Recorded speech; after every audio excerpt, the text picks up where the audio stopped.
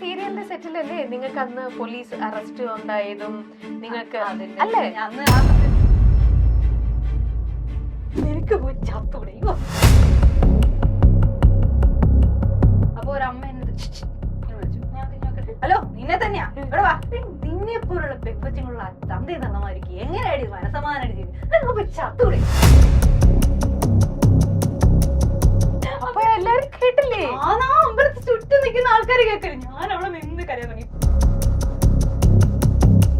പ്രത്യേകിച്ച് അമ്മൂമ്മമാർക്കൊക്കെ നിങ്ങളെ കാണുമ്പോ അത് സീരിയലിലെ കഥാപാത്രമാണ്. അങ്ങനെ ആഗ്രഹിച്ചിട്ട് നിൽക്കുന്ന സമയത്ത് ഞാനിങ്ങനെ ചെന്നിട്ട് ഒരു ഫോട്ടോ എടുക്കാൻ പറ്റുമോ? ഞാൻ അന്ന് 10th ഒക്കെ കഴിഞ്ഞ ആ ഒരു ടൈമാ. അപ്പൊ പറ്റൂന്നൊക്കെ ചോദിച്ചപ്പോ മോളെ ഷൂട്ടുണ്ട്, ഡയറ്റ് ചെയ്യുന്ന സമയത്ത് പേര് നന്നായിട്ട് പറഞ്ഞു ഇത് നമുക്കൊരു കാര്യം ചെയ്യാം, എന്തായാലും ഹോസ്പിറ്റലിൽ പോയി തിരിച്ചു നമുക്കൊരു കാര്യം ചെയ്യും, ഒരു ബിരിയാണി വാങ്ങിക്കാം, ഒരു പീസ് ഞാൻ കഴിക്കാം, ചോറ് നീ കഴിച്ചോ. ഓഹോ എന്താ പറഞ്ഞിട്ട് ഞങ്ങൾ രണ്ടുപേരും കഴിക്കും കേട്ടോ. കഴിച്ചിട്ട് എന്ത് വൃത്തിയുടെ ബിരിയാണി, ടേസ്റ്റ് വലിയൊരു സാധനമില്ല. എന്താ രണ്ടാമത് അച്ഛനുറങ്ങി കിടക്കുന്നു അത് ടീച്ചർ പാടിയപ്പോ ഞാൻ നിന്ന് കരഞ്ഞു.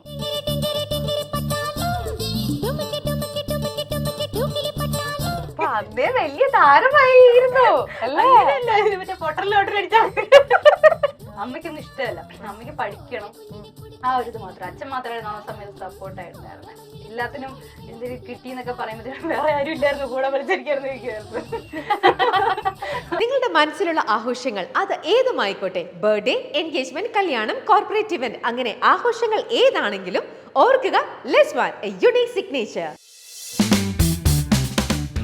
നമസ്കാരം. മൈൽ സ്റ്റോൺ മേക്കേഴ്സിന്റെ എല്ലാ പ്രേക്ഷകർക്കും ചക്കം പക്കത്തിലേക്ക് സ്വാഗതം. ഇന്ന് നമ്മൾ ചക്കം പക്കത്തിൽ കളിക്കാൻ പോകുന്നത് ചോദ്യങ്ങളൊക്കെ ചോദിച്ച് വലപ്പിക്കാൻ പോകുന്നത് മറ്റാരെയല്ല. കാരണം ഞങ്ങൾ ഈ ചക്കം പക്കത്തിലേക്ക് തന്നെ ഈ ആർട്ടിസ്റ്റിനെ കൊണ്ടുവന്നത് എന്താണെന്നറിയോ? കുറെ നാളായിട്ട് അപ്പൂസ് ഈ ആർട്ടിസ്റ്റിന്റെ പിന്നിൽ ഇങ്ങനെയുണ്ട്, ഞങ്ങൾക്ക് കൈ വിട്ടു തരില്ല. നമ്മുടെ കൂടെ ഇങ്ങനെ ഈ അപ്പൂസ് ഇട്ട അതിലേക്ക് ഹുക്കിൽ ഇതുവരെ പിടി തരാതിരുന്ന ഒരാളായിരുന്നു. ഫൈനലി ഇന്ന് കിട്ടിയപ്പോൾ നേരെ ചക്കം പക്കത്തിൽ കൊണ്ട് നിർത്തിയ കുറച്ച് ടാസ്ക് ഒക്കെ കൊടുക്കാലോ അതിനുള്ള പണി തരാൻ വേണ്ടിയിട്ടാണ് സൗപർണിക സുഭാഷ്. ഹലോ നമസ്കാരം. എന്താണ് ഇത്രയും നാളും ഈ ഒരു വരിയിൽ കുടുങ്ങാതിരുന്നത്? ഈ ഒരു ആക്ച്വലി കുറെ പ്രാവശ്യം വരുമ്പോ എനിക്ക് വരണം താല്പര്യം ഉണ്ടായിരുന്നു. പക്ഷെ മിക്കപ്പോഴും ഷൂട്ട് കഴിഞ്ഞ് അല്ലെങ്കിൽ എന്തെങ്കിലും ഒരു, ഞാൻ കോഴിക്കോടാണ് താമസിക്കുന്നത്, അപ്പോ ഷൂട്ട് കഴിയുമ്പോ പെട്ടെന്ന് ആ ടൈമിലായിരിക്കും എന്നെ വിളിക്കുക. അപ്പൊ എന്തെങ്കിലും ഒരു കാര്യം പറഞ്ഞാൽ അങ്ങനെ പോകും. അങ്ങനെ കാരണം അവിടെ ആയിരിക്കുമല്ലോ മിക്കപ്പോഴും, അല്ലെങ്കിൽ പിന്നെ ട്രിവാൻഡ്രം ആയിരിക്കും. അപ്പോ സമയം ഇപ്പഴായിരുന്നു വരണ്ടിരുന്നത്. ഇപ്പൊ പിടിച്ച കയ്യോടെ എറണാകുളത്ത് ലാൻഡ് ചെയ്തു പറഞ്ഞത് കയ്യോട് വരുന്ന സമയത്ത് ഇനി ഒന്നും പറയാൻ ലോക്ക് ചെയ്തു. അപ്പൊ ആദ്യം എന്താണെന്നറിയോ, നമ്മള് ചക്കത്തിലേക്ക് പോകുന്നു. ഞാൻ കുറച്ച് ചോദ്യങ്ങൾ, കുറച്ച് ലോട്ട്സ് ഒക്കെ അങ്ങ് തരികയാണ്. അതിനകത്ത് നിന്ന് ഓരോന്ന് എടുത്തിട്ട് അത് നമുക്ക് വഴിയെ കാണാം. ഓക്കെ, അതിനകത്ത് ഓരോ സംഭവങ്ങൾ. യെസ്, ഇതാണ്. ഇതിനകത്ത് കണ്ടോ കുറെ കളർഫുൾ പേപ്പേഴ്സ് കണ്ടോ? ഈ പേപ്പേഴ്സിലെല്ലാം എന്റെ പണിയാണ്. പണികളാണ്, ഇതിനകത്തെല്ലാം പണികളായിരിക്കും. അപ്പൊ ഇത് ഓരോന്നും വായിച്ചിട്ട് ഇത് ഒരു കടങ്കഥയുടെ ഭാഷയിലോ ഒക്കെ ആയിരിക്കും ഇതിനകത്ത് ചിലപ്പോൾ എഴുതിയിട്ടുണ്ടാവുക. അപ്പൊ പക്ഷെ ഇതിനകത്ത് എഴുതിയിരിക്കുന്ന ഓരോ ലൈനും ഒന്ന് ചിന്തിച്ചു കഴിഞ്ഞാൽ സൗപർണികയുടെ ലൈഫിൽ നടന്നു പോയിട്ടുള്ള കാര്യങ്ങളുമായിട്ട് റിലേറ്റ് ചെയ്യാൻ പറ്റുന്ന കാര്യങ്ങളാണ്. എന്നിട്ട് അതെന്താണെന്ന് ഞങ്ങളടുത്ത് പറഞ്ഞു തരണം. ഓക്കെ, അപ്പൊ ഞാൻ വായിക്കണോ ഞാൻ സൗപർണികയ്ക്ക് കൊടുക്കാം? ഓക്കെ. ഐശ്വര്യപൂർണമായിട്ട് ഒരെണ്ണം ആദ്യം തന്നെ ഏറ്റവും അവണേ. അനിയത്തിയുടെ ഷോൾഡറിൽ കൈയിട്ട് അതാണ് ഫസ്റ്റ് കിട്ടിയത്.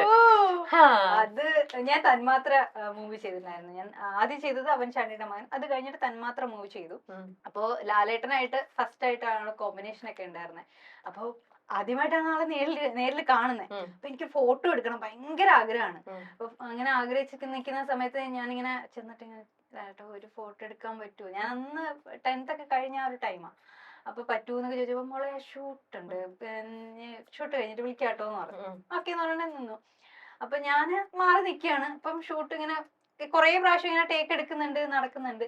അപ്പൊ അതൊക്കെ കഴിഞ്ഞിട്ട് പുള്ളി ഇങ്ങനെ തിരിഞ്ഞിങ്ങനെ നോക്കിയിട്ട് ഇങ്ങനെ വിളിച്ചിട്ട് ഇങ്ങനെ വിളിച്ചു. അപ്പൊ ഞാൻ വിളിക്കുന്നേ, നമ്മൾ പ്രതീക്ഷിക്കുന്നില്ല വിളിക്കൂ. നമ്മള് സ്ഥിരം നമ്മൾ കാണുന്നത് നമ്മുടെ അടുത്ത് വന്ന് ഫോട്ടോസ് ഒക്കെ ചോദിക്കുന്ന ആൾക്കാരുണ്ട്. അപ്പൊ ഞാൻ ആ ടൈമിൽ ഞാൻ പുതിയതായിട്ട് വന്നതാണ്. നമ്മളിങ്ങനെ വിളിക്കുന്നു എന്നുള്ളൊരു, ഞാൻ എന്നിട്ട് ഇന്നാലും ഇങ്ങനെ വിളിച്ചു. അപ്പൊ ഓടിപ്പോയി ഞാൻ പോയി നിന്നപ്പോ അതിനപ്പുറത്ത് നോക്കിയപ്പോ എന്റെ ഇളയത് ഓടിപ്പോയി ഫ്രണ്ട് എനിക്ക്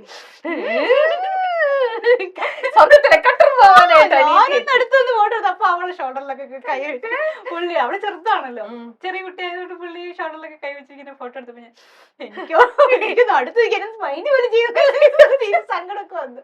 പക്ഷെ അത് ആ ഫോട്ടോ ഇപ്പോഴും സൂക്ഷിച്ച് വെച്ചിട്ടുണ്ടോ? പിന്നീട് എപ്പോഴെങ്കിലും ലാലേട്ടനെ നേരിട്ട് കണ്ടിരുന്നോ? പിന്നീട് ലാലേട്ടനെ പല ഫംഗ്ഷൻസിനൊക്കെ കാണുന്നുണ്ട്. പിന്നെ ആളുടെ തന്നെ 1971 ബിയോണ്ട് ബോർഡേഴ്സില് പിന്നെ മെജർ സാറിന്റെ ആ മൂവിയില് ഞാനൊരു ക്യാരക്ടർ, നല്ലൊരു ക്യാരക്ടർ ചെയ്തു. പക്ഷെ അതൊന്നും കാണാൻ പറ്റിയില്ല. പക്ഷെ ഇങ്ങനെ എന്തായാലും രണ്ട് മൂവിയിൽ അഭിനയിക്കാൻ പറ്റി, ആ മൂവിയുടെ ഭാഗമാകാൻ പറ്റി. ഓക്കെ ഓക്കെ, അതാണ് അതിന്റെ പിന്നിലെ കഥ. ഓക്കെ, ഇനി അത് അതിനകത്തേക്ക് വെക്കണ്ട കേട്ടോ, അതിലോട്ട് മാറ്റി വെക്കാം. ആ, നെക്സ്റ്റ് അനിയത്തെ കുട്ടിയുടെ പേരെന്താ? സൗഭാഗ്യ. ഇപ്പൊ എന്ത് ചെയ്യുന്നു സൗഭാഗ്യ? ആള് മാരീഡ് ആണ്, ഇപ്പോ കാനഡയിലാണ്. ഓക്കെ. തലവേദനയായ ഡബിൾ റോള്. ഡബിൾ റോള് ചെയ്തത് സീതാ കല്യാണം.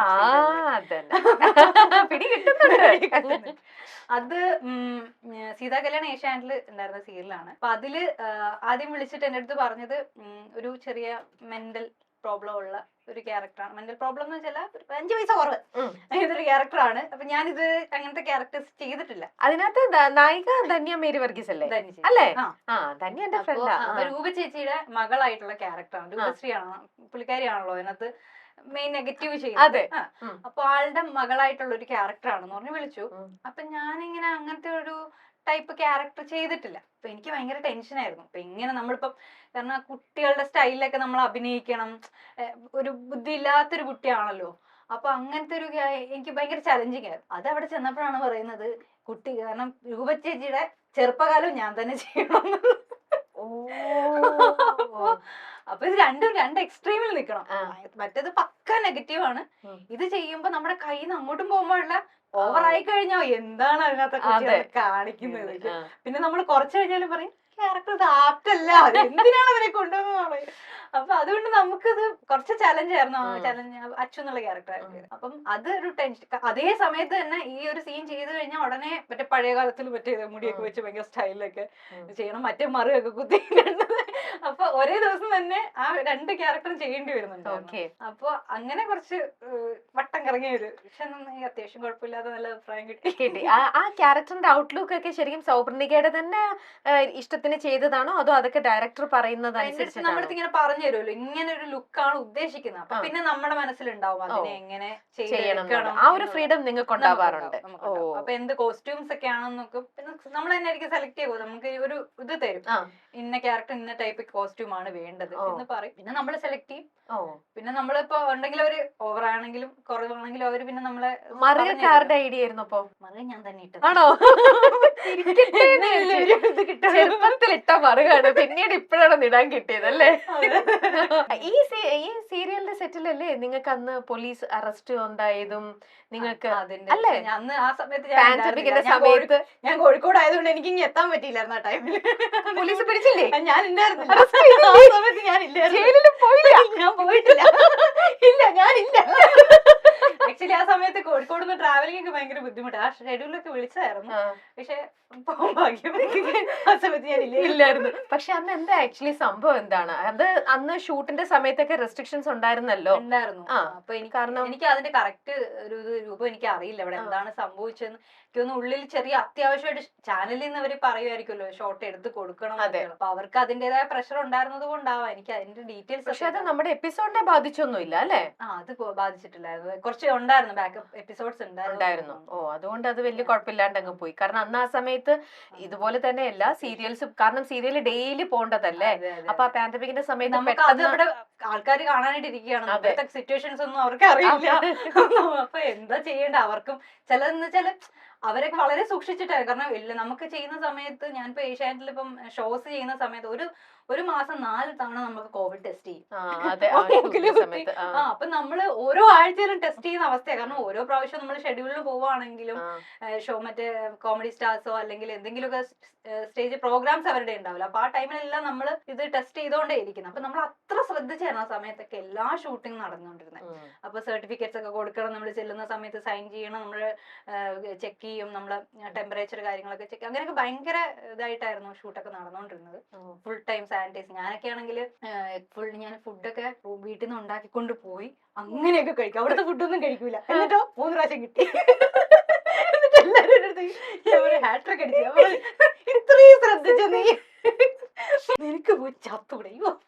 പറഞ്ഞ് ഞാൻ മടുത്തതാ. ആണോ? അയ്യോ, ഇനി ആരെങ്കിലും ഈ ഇന്റർവ്യൂവിൽ ഇത് കേട്ടെ ഒന്ന് എണീറ്റ് പൊക്കൂടെ, പറഞ്ഞ് മടുത്തല്ലേ, അതൊക്കെ വൃത്തിക്കൂടെ ചോദിക്കും. ആ രീതിയാവും. അല്ല, ഇത് ഞാൻ മാനസപുത്രി സീരിയൽ ചെയ്യുന്ന സമയത്ത് നെഗറ്റീവ് ക്യാരക്ടർ ആയിരുന്നു. അപ്പോ അതില് പിന്നെ നമ്മളിപ്പം എവിടെ ചെന്ന്, അപ്പൊ സോഫി, ഗ്ലോറി, അവരുടെ ദീപ എന്നുള്ള ക്യാരക്ടർ. അതെ, ഈ ദീപയാണ് ചെയ്തതിലേക്കും ഇത്രയും വർഷം ഈ കരിയറിലെ ചെയ്തതിലെ ഏറ്റവും സ്ട്രോങ്ങും ഏറ്റവും ചീത്തവിളി കിട്ടിയിരിക്കുന്നതും ഏറ്റവും അല്ലേ എല്ലാവരുടെയും മനസ്സിൽ വെറുപ്പൊക്കെ ക്രിയേറ്റ് ചെയ്യാൻ പറ്റിയ അത്രയും ഒരു സ്ട്രോങ് ആയിട്ടുള്ള ഒരു ക്യാരക്ടർ അല്ലേ? അതെ അതെ, പിന്നെ ഭയങ്കര ഇപ്പോഴും പലരും ദീപ എന്ന് വിളിക്കുന്നവരുണ്ട്, ഒരുപാട് പേരുണ്ട്. അപ്പം ആ ക്യാരക്ടർ ചെയ്യുന്ന സമയത്ത് നമുക്കറിയില്ല ഇത്രയും ഒരു ഇതായിട്ട് വരുന്ന ഒരു ക്യാരക്ടറാണ് ആളുകൾക്ക്. കാരണം അതിൽ രണ്ട് ഒരു സ്റ്റൈൽ ഉണ്ടായിരുന്നു. ഒന്ന് നെഗറ്റീവായിട്ടും അത് കഴിഞ്ഞിട്ട് ഭയങ്കര പോസിറ്റീവായി മാറിയ ഒരു അങ്ങനത്തെ ഒരു രണ്ട് ഫേസ് ഉണ്ടായിരുന്നു. അപ്പം ആ ടൈമില് നെഗറ്റീവ് ആയിരുന്ന സമയത്ത് ഈ ഗ്ലോറിയുടെ കൂടെ ആയിരുന്നു ഫുൾ കൂട്ടുകൂടി അങ്ങനെ നടക്കുന്ന സംഭവമായിരുന്നു. അപ്പൊ അതിലൊരു അമ്പലത്തിൽ പോയ സമയത്ത് ഉള്ള സംഭവമാണ് ഈ ഇപ്പൊ എഴുതിയത്, നിനക്ക് പോയി ചത്തുകൂടെയും ചോദിച്ചത്. അത് അമ്പലത്തിൽ നിന്ന് പ്രാർത്ഥിക്കുന്ന സമയത്ത് കുറെ ആള് ഭയങ്കര ഈ പുഷ്പാർച്ചന ഒരു ഇതുണ്ടല്ലോ, അത് നടക്കുന്ന സമയം. അപ്പൊ ഞാനത് പ്രാർത്ഥിക്കാൻ ചെയ്യുന്ന നിറയെ ആളാണ് അമ്പലത്തില്. അപ്പൊ ഒരു അമ്മ എന്നെ വിളിച്ചു. ഞാൻ നോക്കി നേരത്തെ പറഞ്ഞ കണക്ക് എന്നെയല്ല, ഹലോ നിന്നെ തന്നെയാ, ഇവിടെ വാ, നിന്നെ പോലുള്ള പെങ്കൊച്ചുങ്ങളുള്ള തന്ത എന്നുള്ളമായിരിക്കും എങ്ങനെയാടി മനസമാനായിട്ട് ചെയ്ത് ചത്തൂടെ? ഞാൻ ആലോചിക്കും, ഞാനിപ്പോ എന്തവരോട് തെറ്റ് ചെയ്തത്, എന്നെ ചെയ്തിട്ട്. അപ്പൊ എല്ലാരും കേട്ടില്ലേ? ആണാ അമ്പലത്തിൽ ചുറ്റും നിൽക്കുന്ന ആൾക്കാർ കേൾക്കല്. ഞാൻ അവിടെ നിന്ന് കരയാൻ തുടങ്ങി. ഇപ്പഴും ഞാൻ എന്നെ ആരെങ്കിലും എന്തെങ്കിലും പറഞ്ഞു കഴിഞ്ഞാൽ ഞാൻ നിന്ന് കരയുന്ന കൂട്ടത്തില്ല. അപ്പൊ അന്നത്തെ അവസ്ഥ എന്ന് പറഞ്ഞൊന്ന് ആലോചിച്ച് നോക്കണം. ഞാനൊന്നും ചെയ്തില്ല എന്നൊക്കെ പറഞ്ഞിട്ട് കരയുന്നുണ്ട്. അപ്പൊ അച്ഛനമ്മ പറഞ്ഞു, അത് നിനക്ക് ദീപ എന്നുള്ള കഥാപാത്രത്തിന് കിട്ടി അംഗീകാരമായിട്ട് വിചാരിക്കുക, എന്തിനാ നീ ഇത് കരയുന്നത്, എന്തെങ്കിലും കേട്ടോണ്ടെ കരയാൻ. അപ്പൊ അങ്ങനെയൊക്കെ ഒരുപാട് തല്ലും ഒരുപാട് കിട്ടിയിട്ടുണ്ട് ആ സമയത്തൊക്കെ. അതൊക്കെ പക്ഷെ അന്നത്തെ ഒരു സീരിയലില് ഇപ്പൊ അത്രയും ഓഡിയൻസ് സീരിയൽസിന് ഇല്ല. പക്ഷെ അന്നൊക്കെ ഭയങ്കര നമുക്ക് സ്വന്തം ആ വീട്ടിൽ നടക്കുന്നത് അങ്ങനത്തെ ഒക്കെ ഒരു വിചാരമാണ് ആളുകൾക്ക്. അതെ, കൂടുതലും അമ്മമാർക്കൊക്കെ, പ്രത്യേകിച്ച് അമ്മൂമ്മമാർക്കൊക്കെ നിങ്ങളെ കാണുമ്പോ അത് സീരിയലിലെ കഥാപാത്രമാണ് അങ്ങനത്തെ ഉള്ള കുറെ സംഭവങ്ങളായിരുന്നു. അതാണ് അന്ന് കേട്ട ചീത്തവിളിയാണത് അല്ലേ? അത് ജീവിതത്തിൽ മറക്കില്ല. ആദ്യമായിട്ട് നേരിട്ട് ഒരു ഇൻസൾട്ട് ആണ് വല്ലേ. പക്ഷെ അത് ശരിക്കും ഇൻസൾട്ട് അല്ല, ഏറ്റവും വലിയൊരു അംഗീകാരമാണ്. അതെ, നമുക്ക് മനസ്സിൽ അതാ ആ ടൈമിൽ അങ്ങനെ തോന്നും. പിന്നെ ഞാൻ ആലോചിച്ചപ്പോൾ ശരിയാണല്ലോ, നമ്മുടെ കഥാപാത്രം വിജയിച്ചു എന്നുള്ളതിന് ഏറ്റവും നല്ലൊരു ഉദാഹരണമാണ്. പക്ഷെ ഇങ്ങനത്തെ ഒരു എന്താ പറയാ, അന്നേരം ദീപ എന്ന് പറഞ്ഞ കഥാപാത്രത്തിന് കിട്ടിയ ഒരു ഇൻസൾട്ട് എന്ന് ഇപ്പൊ പറഞ്ഞില്ലേ, പക്ഷെ ആ ഒരു എന്താ പറയാ ഉള്ളിന്റെ ഉള്ളിൽ നമുക്ക് ഒരു വിഷമം തട്ടിയിട്ടുണ്ടാവണം അത് കേട്ടപ്പം. എന്നാലും ഇങ്ങനെയൊക്കെ ചീത്ത വിളി കേൾക്കുന്നു. പിന്നീട് പലർക്കും ഇതേപോലത്തെ തന്നെ ഒരു വികാരമാണെന്ന് അറിഞ്ഞു കഴിഞ്ഞപ്പോ പിന്നീട് സീരിയലുകൾ ഓരോന്നും ചെയ്യുമ്പോൾ ക്യാരക്ടറൊക്കെ നെഗറ്റീവ് ഷെയ്ഡിലുള്ളതോ അല്ലെങ്കിൽ ഇത്തരത്തിലുള്ള എന്തെങ്കിലും ഒന്ന് കാണുമ്പോൾ ഒന്ന് മടിച്ചിട്ടുണ്ടോ? അല്ല, ആക്ച്വലി എനിക്ക് നെഗറ്റീവ് ക്യാരക്ടേഴ്സ് ചെയ്യാൻ ഭയങ്കര ഇഷ്ടമാണ്. കാരണം ഇപ്പൊ ഒരു പോസിറ്റീവ് ക്യാരക്ടർ നിൽക്കുന്ന സമയത്ത് ഈ ഓപ്പോസിറ്റ് ഉള്ള നെഗറ്റീവ് ക്യാരക്ടർ എത്ര ശക്തമാകുന്നു, എത്ര നന്നായിട്ട് പെർഫോം ചെയ്യുന്നു, അതിനാണ് ഈ ക്യാരക്ടറിന് കൂടുതലും എന്താ പറയാ ആൾക്കാരുടെ സപ്പോർട്ട് കിട്ടുക, ഈ എന്താ പറയാ പോസിറ്റീവ് ക്യാരക്ടറിന്. അപ്പൊ അവര് കരയുമ്പോഴാണ് മറ്റുള്ളവർക്ക് ഇപ്പോൾ എന്താണെന്നുള്ളത്. അപ്പൊ ആ ക്യാരക്ടർ പോസിറ്റീവ് എത്ര നമുക്ക് കുറച്ച് പെർഫോം ചെയ്യാനുള്ള ഇതാണ് പോസിറ്റീവ്. പിന്നെ എനിക്ക് കോമഡി ചെയ്യാനും ഭയങ്കര ഇഷ്ടമാണ്. കോമഡി ക്യാരക്ടേഴ്സും കുറെ ചെയ്തിട്ടുണ്ട്. ലാലേട്ടന്റെ പെങ്ങളായി വിളിച്ചു പോയില്ലേ, അത് ലാലേട്ടന്റെ പെങ്ങളായി ഒരു സിനിമയെ വിളിച്ചിട്ടുണ്ടായിരുന്നു, പോയില്ല. ആക്ച്വലി ഞാൻ ഒരുപാട് കരഞ്ഞു പറഞ്ഞു എന്നെ ഒന്ന് വിടാനായിട്ട്. പക്ഷെ അന്ന് ആക്ച്വലി ഒരു സീരിയൽ ചെയ്തുകൊണ്ടിരിക്കുന്ന ടൈമാണ്. അപ്പോ അതില് മെയിൻ ക്യാരക്ടേഴ്സിൽ ഒരു ക്യാരക്ടറാണ് ഞാൻ ചെയ്യുന്നത്, ഹീറോയിനൊന്നും അല്ല, എന്നാലും അതൊരു ഇമ്പോർട്ടന്റ് ക്യാരക്ടറാണ്. ആ സമയത്താണ് ഈ ചോട്ടാ മുംബൈയുടെ കാസ്റ്റിംഗ് ഒക്കെ നടക്കുന്നുണ്ടായിരുന്നു. അങ്ങനെ ഞാൻ ഈ ഷൂട്ടിന് പോകുന്ന ടൈമിൽ ലൊക്കേഷൻ ഇവിടെ DD വില്ല ഇല്ലേ, അവിടെയായിരുന്നു. പോയി കണ്ടു. അപ്പം ഓക്കെ ആണ്, കാരണം അനിയത്തിയായിട്ട് ക്യാരക്ടർ ചെയ്യാൻ ഓക്കെ ആണെന്നൊക്കെ പറഞ്ഞാൽ വിളിച്ചു. അല്ല, ഫിക്സ് ആക്കി, അത് പോയി. അപ്പൊ ഞാൻ ലൊക്കേഷനിൽ ചെന്ന് ഒരാഴ്ച കഴിഞ്ഞപ്പോഴാണ്, ഒരാഴ്ച അല്ല 2 ദിവസം കഴിഞ്ഞപ്പോൾ വിളിച്ചു, ഞാൻ ഒരാഴ്ചത്തെ വർക്കുണ്ട് വരണം എന്ന് പറഞ്ഞു. ഈ സീരിയലിൽ ലൊക്കേഷനിൽ നിന്നെ വിടത്തില്ല, തല്ലിക്കൊന്ന വിടൂല. ആ സമയത്ത് തന്നെ എനിക്ക് അമൽ നീരജ് സാറിനെ പോയി കണ്ടിട്ടുണ്ടായിരുന്നു. അന്നേക്ക് ഈ തുടക്കകാലല്ലേ, തുടക്കകാലാകുമ്പോഴത്തേനും കുറെ സിനിമ ആ സമയത്തൊക്കെ സീരിയൽ ചെയ്താലും കുറെ സിനിമകളൊക്കെ നമുക്ക് കിട്ടുന്ന ഒരു കാലമായിരുന്നു. അപ്പൊ ആ ടൈമിൽ എന്നെ വിളിച്ചു. അപ്പം ഞാൻ പോയി അവിടെ പോയി ചോട്ടാമുമ്പയുടെ ലൊക്കേഷനിൽ പോയി അവിടെ കണ്ടു. അത് കഴിഞ്ഞപ്പോഴത്തേനും പുള്ളിനെ അവിടെ വന്നിട്ട് നമുക്ക് അമൽ നീരജ് സാറിനെയും കൂടെ പോയി കാണാം, അതിനകത്തും പുതിയ ഏതെങ്കിലും ക്യാരക്ടേഴ്സ് ഉണ്ടാവും എന്ന് പറഞ്ഞിട്ട് അവിടെ ചെന്ന് കണ്ടു. അപ്പം പുതുമുഖങ്ങളാവുമ്പോ അവരിങ്ങനെ ഇതാക്കുമല്ലോ. അപ്പോ കണ്ടു, സംസാരിച്ച എന്നാ വിളിക്കാം എന്നൊക്കെ പറഞ്ഞു പോയി. അങ്ങനെയാണ് ഈ വിളി വരുന്നത്. വിളി വന്ന് പറഞ്ഞു പോകാൻ പറ്റില്ല, ഇവിടുത്തെ ഷൂട്ട് ഇത്ര ദിവസമുണ്ട്, ഇവിടെ ഒരു കാരണവശാലും വീടില്ല. ഞാൻ വന്നിട്ട് കരഞ്ഞോണ്ട് ലാലേട്ടന്റെ പെങ്ങളായിട്ടല്ലേ എന്നെ ഒന്ന് വീട്, ഞാൻ വരാം, നിങ്ങക്ക് അത് കഴിഞ്ഞിട്ട് എത്ര ദിവസം വേണേലും ഷൂട്ട് ചെയ്തു കരഞ്ഞു പറഞ്ഞു. വിട്ടില്ല. എന്നിട്ട് അവിടെ ഹോട്ടലില് സെക്യൂരിറ്റിയോട് പറഞ്ഞിട്ടുണ്ടായിരുന്നു, ഞങ്ങൾ പോവാണെങ്കിൽ, അച്ഛനുണ്ടല്ലോ കൂടെ ആ സമയത്ത്, പോവാണെങ്കിൽ അറിയിക്കണം എന്നൊക്കെ പറഞ്ഞിട്ട്. അന്നൊന്നും നമുക്ക് ഒരു വർക്കില്, നമ്മളിപ്പോ ഒരു വർക്കില് നമ്മള് ചെന്ന് കഴിഞ്ഞു കഴിഞ്ഞാൽ പിന്നെ നമ്മള് വാക്ക് മാറ്റി പറഞ്ഞു പോവാന്നൊക്കെ പറയുന്ന ഒരു ശരിയായ കാര്യമല്ലേ. പക്ഷെ ഇത്രയും നല്ലൊരു, എനിക്കതിന് ഭയങ്കര, എന്റെ ലൈഫിൽ ഏറ്റവും ഞാൻ വിഷമിക്കുന്ന, ഇപ്പോഴും എനിക്ക് വിഷമിക്കുന്ന ഒരു ഇതാണ് ആ ഒരു ക്യാരക്ടർ പോയത്. ചെറിയ അനിയത്തിയായിട്ടുള്ള ക്യാരക്ടർ ആയിരുന്നു. അപ്പൊ സിനിമയിലെ അവരുടെ അടുത്ത് ചോദിച്ചു നോക്കിയോ, ഈ സമയം അല്ലാതെ എന്റെ ഈ ഒരാഴ്ച ലാലേട്ടന്റെ ഡേറ്റ് ഒക്കെ കഴിഞ്ഞിട്ട് എന്റെ ഡേറ്റ് ആരെങ്കിലും നോക്കൂ, ഞാൻ പുതിയ ആളല്ലേ. ലാലേട്ടന്റെയും ബാക്കി സായികുമാർ എല്ലാവരും അപ്പൊ ഫുൾ ടീമായിട്ടുള്ളതാണല്ലോ അതിനകത്തുള്ളത്. ഈ പിന്നെ ഫാമിലി കാണിക്കുമ്പോ ഇവരെല്ലാരും കാണിക്കണ്ടല്ലോ. ഇപ്പൊ എന്റെ ഡേറ്റിന് വേണ്ടി ഇവരാരും മാറ്റില്ലല്ലോ, ഞാൻ പുതിയ ആളല്ലേ. എന്റെ മൂന്നാമത്തെ സീരിയലൊക്കെയാണ് ആ ടൈമിലുള്ളത്. അപ്പം ആ സമയത്ത് ഞാൻ പറഞ്ഞു, അച്ഛൻ കുറെ സംസാരിച്ചു നോക്കി, ഒരു ഇതില്ല, വിടാൻ പറ്റില്ല എന്ന് പറഞ്ഞു. എനിക്ക് മനസ്സിലാക്കാവുന്ന എന്ത് വിഷമിച്ചിട്ടുണ്ടാവും. ഒരാഴ്ച ഞാൻ കരഞ്ഞിട്ട് എന്നിട്ട് അതിനകത്ത്. പക്ഷെ പിന്നെ എനിക്ക് സീൻസ് ഒന്നും അതിനകത്ത് അത്ര ചെയ്യാനില്ലായിരുന്നു. സീൻ അതാണ് നമുക്കിപ്പോ നമ്മളെ ഒഴിവാക്കി ചെയ്യാൻ പറ്റുന്ന. ഇപ്പോഴൊക്കെ എനിക്ക് എന്താ തോന്നുന്നു, പലരും നമുക്ക് ആ ഡേറ്റ് അവിടെ പ്രശ്നമുണ്ട്, അത് സിനിമയാണെന്നൊക്കെ പറയുമ്പോൾ ചിലപ്പോൾ നമുക്ക് അഡ്ജസ്റ്റ് ചെയ്ത ഡേറ്റ് ഒക്കെ തരും. പക്ഷെ അന്നത്തെ സമയത്ത് അങ്ങനെ അവർ വിടൂല. ഒന്നാമത് പുതിയ ആളുകളാണ്, അപ്പം അതുകൊണ്ട് അവർക്ക് ഡിമാൻഡ് ചെയ്യാൻ അവർ പറയുന്ന രീതിയിൽ അങ്ങനെയൊക്കെയാണ്. അപ്പൊ നമ്മളെ വിടുന്നില്ല, അപ്പൊ പറ്റത്തില്ല. പക്ഷെ ഞാൻ വിചാരിച്ച എന്റെ സീൻസ് വെച്ചിട്ടാണ് അവിടെ പോകുന്നെന്നുണ്ടെങ്കിൽ, ഞാൻ ഇല്ലാതെ അവിടെ ഷൂട്ട് നടക്കുകയാണെന്നുണ്ടെങ്കിൽ, നടക്കില്ല എന്നൊരവസ്ഥയാണെങ്കിൽ ഓക്കെ. പക്ഷെ അതല്ല, ഞാൻ അവിടെ ഇവിടെയും വരുന്നു, അങ്ങനെ പോകുന്നു, അത്ര സീൻസ് ഉള്ളു. അപ്പൊ വിടാൻ പറ്റില്ല എന്നൊരു ഇതായിരുന്നു. അത് ഭയങ്കര വിഷമമുള്ള കാര്യം. എന്തായാലും നമുക്ക് വിധിച്ചിട്ടുള്ളതായിരുന്നില്ല, അതുകൊണ്ടാണ് സംഭവിച്ചത്. അയ്യോ, ഇതെല്ലാം വളരെ ഈസി ആയിരുന്നല്ലോ. അപ്പൊ ഉദ്ദേശിച്ച പോലെ വലിയ സംഭവങ്ങളൊന്നും തന്നില്ലല്ലോ. തരാന്ന് വിചാരിച്ചു, തിരിച്ചും പണി കൊടുത്തു. ഇല്ല മോളെ, ഞങ്ങൾ പറ്റിച്ചതാ. ഇനിയുണ്ടോ? പിന്നല്ലേ, ഇനിയാണ് യഥാർത്ഥ പണികൾ കിട്ടാൻ പോണത്. ഇത് കഴിഞ്ഞു, ഇനി നമ്മൾ അടുത്ത സെഗ്മെന്റിലേക്ക് പോകാം. ഇനി എന്താ ചെണ്ട കൊട്ട. ഇനി നമ്മൾ അമ്പലത്തിൽ എന്താ പറഞ്ഞ് തിരുവാതിര കളിക്കാൻ പോയിട്ടുണ്ടെന്ന്. അപ്പൊ അമ്പലത്തിൽ ഇതുപോലെ ചെണ്ടയൊക്കെ കിടക്കുന്നുണ്ട്. അപ്പൊ ചെണ്ട വാങ്ങി കൊട്ടാനൊക്കെ തോന്നിയിട്ടില്ലേ? എനിക്കങ്ങനെ തോന്നിയിട്ടേ ഇല്ല. എന്നാൽ ഇപ്പൊ ഞങ്ങള് തോന്നിപ്പിക്കും, ഇപ്പൊ ഞങ്ങള് ചെണ്ടയും കൊട്ടിപ്പിക്കും. പിടിച്ചോ, പടിയും പിടിച്ചോ. ഇനിയാണ് ഞാൻ ഇനിയിപ്പോ ചോദ്യങ്ങൾ ചോദിക്കുമ്പോ അതിന്റെ ഉത്തരം യെസ് ആണെന്നുണ്ടെങ്കിൽ ചെണ്ട കൊട്ടണം, എന്നിട്ട് അതിന്റെ ഒരു എക്സ്പ്ലനേഷൻ പോവാ. നോ ആണെന്നുണ്ടെങ്കിൽ നമുക്ക് അതിന്റെ കാര്യങ്ങളിലേക്ക് പോവാം. പക്ഷെ പൊന്നു മോളെ റെഡി ആയിട്ടിരുന്നോ, അപ്പൊ പെട്ടി തുറന്നു, ടാസ്കുകൾ വന്നുകൊണ്ടിരിക്കും. അപ്പുവിന്റെ പണികൾ. ഇത്രയും നേരം ഇങ്ങനെ കംഫർട്ട് സോണിലൊക്കെ ഒന്ന് വെച്ച് ആയില്ലേ ഉള്ളില്. എനിക്കിവിടെ കേൾക്കാതെ അങ്ങനെയൊന്നും ഇല്ല കേട്ടാ, ഞാനല്ലേ ചോദിക്കണേ, വളരെ ഈസി ആക്കി തരും. ഓക്കെ, ഇല്ല എന്തായാലും പനിഷ്മെന്റ് ഞാൻ വളരെ സോഫ്റ്റ് ആക്കി തരാം. ഓക്കെ, അപ്പോ ചക്കത്തിലെ ചോദ്യം ഇതാണ്. സ്വന്തം പേരും ഫോട്ടോയും പത്രത്തിൽ വന്നത് ഇപ്പോഴും സൂക്ഷിച്ചു വെച്ചിട്ടുണ്ട്. യെസ് ആണോ? എന്റെ വീട്ടില് ഞാൻ ഓരോ പ്രാവശ്യം നമുക്ക് മാഗസിൻസിലൊക്കെ വരുമല്ലോ, അതൊക്കെ ഒരു കവറിലാക്കി സൂക്ഷിച്ച് വീട്ടിൽ വെച്ചിട്ടുണ്ട് എല്ലാം.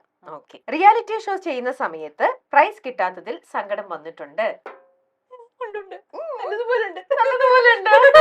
അതേതാ, പറയൂ, അതിന്റെ വിശേഷങ്ങളൊന്ന് പറയൂ.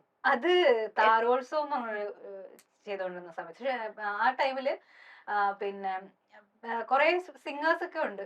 പക്ഷെ എല്ലാവരും, ഞാൻ ലാസ്റ്റ് നമ്മള് ഫൈനലിൽ പാടിയത് മറ്റേ കൊഞ്ചം നിലവ് കൊഞ്ചം നെരുപ്പ് ആ സംഭവമായിരുന്നു. അപ്പൊ ആ പാട്ട് പാടി കഴിഞ്ഞപ്പോ എല്ലാവരും പറഞ്ഞു നിനക്ക് തന്നെ എന്ന് പറഞ്ഞു.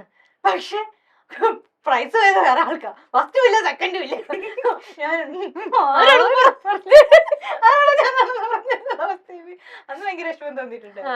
അത് പിന്നെ കഴിഞ്ഞപ്പോഴത്തേക്ക് എനിക്ക് മനസ്സിലായി എനിക്ക് അതിനുള്ളതില്ലായിരുന്നു അങ്ങോട്ടാ കിട്ടാൻ. ഞങ്ങളൊന്ന് കേക്കട്ടെ, അതിനുള്ള ഉണ്ടായിരുന്നു ഇല്ലയോ ഒന്ന് പാടിക്കെ കേക്കട്ടെ.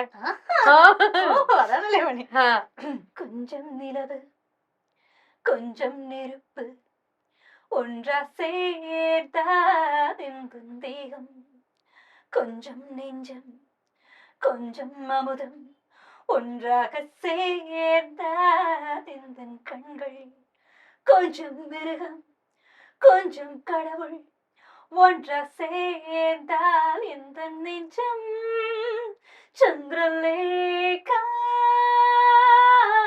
ചന്ദ്രലേഖ ചന്ദ്രലേഖ ചന്ദ്രലേഖ. ഇപ്പോഴും ഇങ്ങനെ തന്നെ കേട്ടോ, കുഞ്ഞിലത്തെ കുട്ടീനെ പോലെ തന്നെ എന്ത് ചോദിച്ചാലും ഒരു നോയില്ല, ഇൻസ്റ്റന്റ് അപ്പൊ തന്നെ അത് പെർഫോം ചെയ്തിരിക്കും. Very good. ഇത് ശരിക്കും പാട്ടും പാടും, ഡാൻസും ചെയ്യും, കഥാപ്രസംഗവും ചെയ്യും, പദ്യം ചൊല്ലലും ഉണ്ട്. ഇതിൽ ശരിക്കും ഇഷ്ടം ഇതിനോടാ. നീ ആരാ? അത് എല്ലാ വെള്ളത്തിലും കാര്യം വെക്കുന്നുണ്ടല്ലോ. ഒരു കാര്യമില്ല, വെറുതെ ഓരോരോ ആഗ്രഹങ്ങളല്ലേ കുട്ടികളുടെ ആഗ്രഹം അപ്പൊ സാധിച്ചു കൊടുക്കണം. ആക്ച്വലി എനിക്ക് അഭിനയത്തോട് ഒപ്പം തന്നെ കൂടുതൽ ഇഷ്ടം പാട്ട്. ആണോ? പക്ഷെ ഇതുവരേക്കും പഠിച്ചിട്ടില്ല. പഠിച്ചിട്ടില്ല. ഞാന് 7ാം ക്ലാസ്സിൽ പഠിക്കുന്ന സമയത്ത് പിന്നെ ജവഹർ ബാലഭവനിൽ കൊണ്ടുവന്ന് എന്നെ മാമന്റെ മോനെയും കൂടെ മൃദംഗം, വയലിൻ, ലളിതഗാനം, ശാസ്ത്രീയ സംഗീതം ഇതൊക്കെ കൊണ്ട് ചേർത്തു. ഒരു കാര്യമില്ല, ഞങ്ങളവിടെ കളിക്കാൻ പോകുന്നത് ജവഹർ ബാലഭവനല്ലേ. ഞങ്ങൾ ഫുഡ് അവിടെ ക്ലാസ് കഴിഞ്ഞ് ഞാൻ അവനെ ഇങ്ങനെ വെയിറ്റ് ചെയ്തിരിക്കും. എന്റെ കഴിയുമ്പോ ഞങ്ങൾ രണ്ടു കൂടെ നേരെ അവിടെ പാർക്കിൽ പോകും, കളിക്കും. ഒരു കാര്യമില്ല, വെറുതെ കൊണ്ടാക്കിയിട്ടുണ്ടായിരുന്നു. വീട്ടിൽ നിന്ന് ശല്യം ഒഴിവാക്കാൻ ഞങ്ങളെ കൊണ്ടാക്കിയതാണ് അവധിക്ക്. അത്രേ ഉള്ളൂ. അങ്ങനെ നല്ല രസമാണ് കേട്ടോ സൗപ്രതിയോട് സംസാരിച്ചോണ്ടിരിക്കാൻ. സുഭാഷ് എങ്ങനെ ഇത്രയും സംസാരിക്കുവോ? പിന്നെ ആണോ? ചക്കിക്കത്ത ശങ്കരനാണോ? അയ്യോ, ഭയങ്കര കോമഡിയാണ് ആള്. സംസാരിക്കാനൊക്കെ ആദ്യമൊക്കെ ഇങ്ങനെ പരിചയമില്ലാത്ത ആളുകളാകുമ്പോ ഇങ്ങനെ പരിചയപ്പെട്ടു കഴിഞ്ഞു കഴിഞ്ഞാൽ പിന്നെ ഭയങ്കര ഇതെല്ലായിട്ട് കോമഡിയും കാര്യങ്ങളൊക്കെ ചെയ്യും. അപ്പൊ നിങ്ങൾ രണ്ടുപേരും തമ്മിൽ ഇങ്ങനെ ആ കോമ്പറ്റീഷൻ ആരാ കൂടുതൽ സംസാരിക്കുന്നത്? ഞാൻ സംസാരിക്കണ കൂടുതൽ പുള്ളി സംസാരിച്ചു. ആണോ? ആക്ച്വലി പിന്നെ ഈ ഇത് പറഞ്ഞില്ലേ, ആൾക്ക് ഇങ്ങനെ കോമഡി കാര്യങ്ങൾ പെട്ടെന്ന് എടുത്ത് കണ്ടന്റുകളൊക്കെ ഉണ്ടാക്കി. ഇപ്പൊ ഞങ്ങളിപ്പം വീഡിയോസ് ഒക്കെ കുറെ ചെയ്യലുണ്ട് സോഷ്യൽ മീഡിയയിലൊക്കെ തന്നെ. അപ്പൊ ആ ടൈമിലൊക്കെ പെട്ടെന്ന് ഇൻസ്റ്റന്റ് ആയിട്ട് ഇപ്പൊ നമ്മൾ വിചാരിക്കാത്ത കാര്യങ്ങളൊക്കെ ആയിരിക്കും ചെറിയ ചെറിയ കണ്ടന്റ് ഒക്കെ ഉണ്ടാക്കി പറയുന്നത്. പിന്നെ പുള്ളിയുടെ സ്കൂളിലെ ടൈമിലുള്ള കുറെ തമാശകളുണ്ട്, അത് ഇപ്പോഴും കേട്ടാ ചിരിച്ചു പോകും. അത്ര രീതിയിൽ കുറെ സംഭവങ്ങളുണ്ട്. അപ്പൊ കറക്റ്റ് ചക്കിയും ചക്കരനും തന്നെയാണ്. ഓക്കെ, ശരി. അടുത്ത ചോദ്യം. ഇതുവരെ 100 സീരിയലുകൾ ചെയ്ത് തീർത്തിട്ടുണ്ട്. 100 ആയിട്ടുണ്ടല്ലോ അല്ലെ? 90+ എന്തായാലും ഉണ്ട് അല്ലേ? ഞാൻ കഴിഞ്ഞ ദിവസം ഇങ്ങനെ ലിസ്റ്റ് ഉണ്ടാക്കുമായിരുന്നു ഇങ്ങനെ ഓരോ. അപ്പൊ ഞാൻ ചിലതൊക്കെ എനിക്ക് ഓർമ്മ കിട്ടൂല, എത്രയോ വർഷമായില്ലേ. എന്നാലും കുറെ എഴുതി വെച്ചപ്പോൾ ഏകദേശം ഒരു 90+ കഴിഞ്ഞു എഴുതി വെക്കുന്നത്. ഇടയ്ക്കിടയ്ക്ക് അതില് സൗപർണികയ്ക്ക് ഏറ്റവും ക്ലോസ് ടു ഹാർട്ട് ചെയ്ത സീരിയലാ? അതില് മാനസപുത്രിയുടെ ക്യാരക്ടർ എന്തായാലും. പിന്നെ എന്റെ ഫസ്റ്റ് സീരിയല് പൊന്നൂഞ്ഞാൽ ഏഷ്യാനെറ്റിലുണ്ടായിരുന്നു. അത് ഡോക്ടർ സ്വപ്ന എന്നുള്ളത് ആദ്യത്തേതാണല്ലോ, ഹീറോയിൻ ആയിട്ട് വരുന്നതാണെന്ന്. പൂർണിമ ചേച്ചിയാണ് നെഗറ്റീവായിട്ട്. അപ്പം അത് ആ ഒരു കഥാപാത്രവും പിന്നെ ഇളം തെന്നൽ പോലെ മീനാക്ഷി എന്നുള്ള ക്യാരക്ടർ, കുറെ കഥാപാത്രങ്ങളുണ്ട്. പിന്നെ വാവച്ചി, മിന്നുകെട്ടിലെ മീര, അങ്ങനെ കുറെ ക്യാരക്ടേഴ്സ് ഉണ്ട്. അങ്ങനെ പറയാനാണെങ്കിൽ ഒരുപാടുണ്ടോ. ഓക്കെ, ഇനി ഏറ്റവും കൂടുതൽ പൈസ പൊട്ടിക്കുന്നത് കോസ്റ്റ്യൂമിന് തന്നെയാണോ? ഞാനിങ്ങനെ ഓവറായിട്ട് ഭയങ്കര മേക്കപ്പ് ചെയ്ത് നടക്കാൻ ആഗ്രഹിക്കുന്ന ഒരാളല്ല. ലിപ്സ്റ്റിക് ഷെയ്ഡ്സ് ഒക്കെ 2-3 ഷെയ്ഡ്സ് ഒക്കെ കയ്യില്, ഒരുപാട് ഡാർക്ക് ഷെയ്ഡ്സ് ഒന്നും യൂസ് ചെയ്യാറില്ല. പിന്നെ ഒരുപാട് മേക്കപ്പ് പരീക്ഷണങ്ങളൊന്നും ചെയ്യാറില്ല. എനിക്ക് സ്കിൻ ഭയങ്കര സെൻസിറ്റീവ്. പാർലറിലൊക്കെ പോയി കഴിഞ്ഞാൽ ചിലപ്പോ എനിക്ക് പണിയില്ല. അപ്പൊ അങ്ങനെ ചിലപ്പോ അങ്ങനെ ഹെന്ന ചെയ്യാനോ ക്ലീനപ്പ് അങ്ങനത്തെ എന്തെങ്കിലുമൊക്കെ ചെയ്യാനൊക്കെ പോകും. മേക്കപ്പ് പ്രോഡക്ട്സ് അധികം യൂസ് ചെയ്യാറില്ല. ഓക്കെ, കോസ്റ്റ്യൂമിനാണ് പൈസ ഫുൾ പൊട്ടിച്ചോണ്ടിരിക്കണത്. ഏകദേശം ഒരു മാസം എത്ര പൊട്ടിക്കും? അല്ല, ഇപ്പൊ ഓൺലൈൻ ഒക്കെ ഉള്ളതുകൊണ്ട് വലിയ കുഴപ്പമില്ല. അഡ്ജസ്റ്റ് ചെയ്ത് പോകുന്നു. പിന്നെ ഇപ്പൊ കുറെ കൊളാബ് കിട്ടും. പിന്നെ അതൊരു വലിയ കാര്യം. ഫംഗ്ഷന് പോകുന്നുണ്ടെങ്കിലും കൊളാബ് ഉള്ളതുകൊണ്ട് ഞാൻ രക്ഷപ്പെട്ടു പോകുന്നു. പണ്ടൊക്കെ എടുത്തതിന് എന്റെ പൊന്നോ, ഇപ്പോഴാണ് അതിനൊരു സമാധാനം ഉണ്ട്. ഓക്കെ, ശരി. അപ്പൊ ഇപ്പത്തെ ചോദ്യത്തിന് ആൻസർ നോ ആയിരുന്നു. നോ പറഞ്ഞത് കൊണ്ട് ഞങ്ങൾ ഉടനെ ഒരു ടാസ്ക് തരാണ്. ഓക്കെ, ടാസ്ക് ഇതാണ്. പ്രേതത്തെ കണ്ടു എന്ന് വിശ്വസിക്കുന്ന ആ ദിവസം ഓർത്തെടുക്കുക. പ്രേതത്തെ കണ്ടിട്ടുണ്ടോ കുട്ടി? കണ്ടിട്ടുണ്ടോന്നല്ല, ഇങ്ങോട്ട് നോക്കിയാ മതിയല്ലോ. ഇതാണ് അതായിരിക്കുന്നു. അതെന്ന് വെച്ചാല് പണ്ട് ഷൂട്ടൊക്കെ കഴിഞ്ഞ് നമ്മൾ ടയേർഡായിട്ട് ഷൂട്ട് 12 മണിയൊക്കെ കഴിയുമ്പോ വന്ന് കിടക്കുന്ന സമയത്ത് ഞാനിങ്ങനെ ഒരു മോതിരം ഇടും. നമുക്ക് നാളിന്റെ ഉണ്ടാവുമല്ലോ, ബസ് സ്റ്റോൺ ഉണ്ടല്ലോ, അപ്പൊ അതിന്റെ ഒരു റിങ് ഇടും. അപ്പൊ എന്റെ അടുത്ത് കിടക്കുന്ന സമയത്ത് ഊരി വെക്കണം എന്ന് പറഞ്ഞിട്ടുണ്ട്. അപ്പൊ ഞാൻ നമ്മളാ ഉറക്കത്തില് ഊരാൻ മറന്നു. അപ്പൊ ഞാന് ഇങ്ങനെ പിന്നെ ട്രിവാൻഡ്രത്താ താമസിക്കുന്നത്. ആ ടൈമില് നല്ല ഉറങ്ങും. അപ്പൊ എന്റെ കാലിൽ എന്തോ പിടിച്ച് വലിക്കുന്ന ഫീൽ എനിക്ക് വരുന്നുണ്ട്. എന്തോ ഒരു ഭയങ്കരമായിട്ട് ഇങ്ങനെ വലിക്കുക. ഞാൻ ഇങ്ങനെ വലിക്കുന്ന തിരിച്ചിങ്ങനെ ഇതാക്കുന്നു, ഒരു രക്ഷയില്ല. അത് ഞാൻ പെട്ടെന്ന് ഇങ്ങനെ കൈ എത്തിട്ട് ലൈറ്റ് ഇട്ടപ്പോ നമുക്കിപ്പോ ഉറക്കത്തിൽ നമ്മൾ ലൈറ്റ് ഇട്ട് ചാടി ഇരിക്കുമ്പോ എന്തോ ഒരു സാധനം ഇങ്ങനെ തോന്നുമല്ലോ. അപ്പൊ ഞാൻ ഇങ്ങനെ എന്തോ ഇതെന്ന് തിരിഞ്ഞു നോക്കിയപ്പോ എന്റെ അനിയത്തി ഇപ്പുറത്ത് വെട്ടിക്കിടക്ക്, അവൾ അവിടെ ഇങ്ങനെ ചൂണ്ടിട്ട് ഇങ്ങനെ എന്തൊക്കെയോ സംസാരിച്ചോണ്ടിരിക്കുന്ന ആ ഭാഗത്തേക്ക്.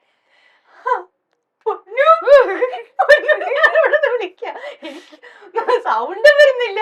അവളൊക്കെ തന്നെ ഉറങ്ങുകയും ചെയ്തേ. എന്തിനാണ് അവളാണ് ചിലപ്പോ എന്തെങ്കിലും സ്വപ്നം കണ്ടിട്ട് എണീറ്റതായിരിക്കും. എന്താണ് പിന്നെ എനിക്ക് സൗണ്ട് ഇല്ല, അച്ഛനമ്മയെ വിളിക്കാനായിട്ട് ഫോൺ എടുക്കാൻ പറ്റുന്നില്ല. പിന്നെ ലൈറ്റ് ഓഫ് ചെയ്തില്ല. എനിക്ക് അപ്പുറത്തെ റൂമിൽ പോകാനുള്ള ധൈര്യം പോലും ഇല്ല. പിന്നെ ലൈറ്റ് ഇട്ട് വിറച്ച് എങ്ങനെയോ അവിടെ കിടന്ന് ഉറങ്ങി. അന്ന് പ്രേതമായിട്ട് കണ്ടത് പൊന്നൂരിയാണ്. അന്ന് ആലോചിച്ച് നോക്ക്, നമ്മളിപ്പോ എണീക്കുന്നു, ഈ ഭാഗത്തൊരു ഇങ്ങനെ ഒരു സംഭവം, തൊട്ടിപ്പുറത്തെ ബെഡിനകത്ത് അനിയത്തി കിടന്ന് ആ ഭാഗത്തേക്ക് ചായ കൊണ്ടിട്ട് എന്തൊക്കെ ഇങ്ങനെ സംസാരിക്കുന്നു. ഞാൻ പൊന്നു പറഞ്ഞു എപ്പോഴേ നമ്മൾ കിടന്ന് ഉറങ്ങി. ഈ സിറ്റുവേഷൻ ആലോചിച്ച് ഒറ്റയ്ക്ക് കിടക്കുന്ന സിറ്റുവേഷൻ ആലോചിച്ച് നോക്ക്. അപ്പൊ പേടിക്കോ ഇല്ലയോ?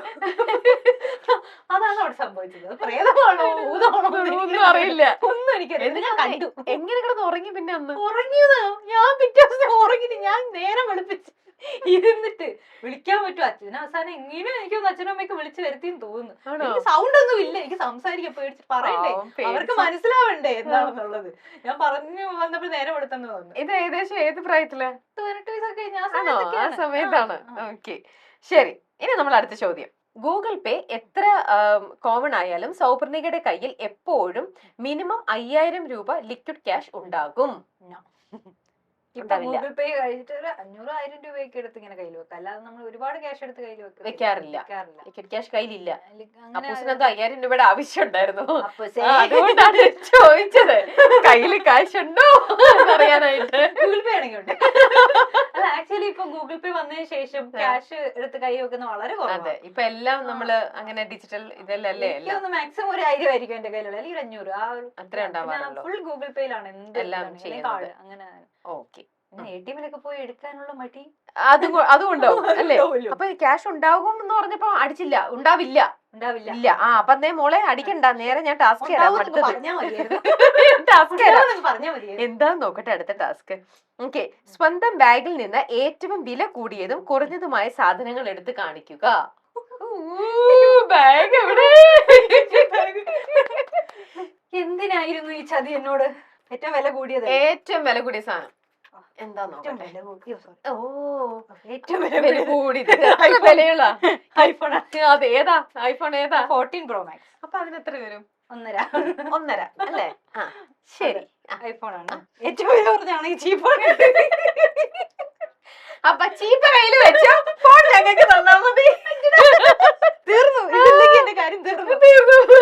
ആണോ? നോക്കട്ടെ. ഓക്കെ, ഇനി അടുത്ത ചോദ്യം. തന്നേക്കാൾ സൗന്ദര്യമുള്ള ഒരു പെൺകുട്ടിയെ കണ്ടാൽ ആദ്യം ശ്രദ്ധിക്കുക അവരുടെ കോസ്റ്റ്യൂമാണ്.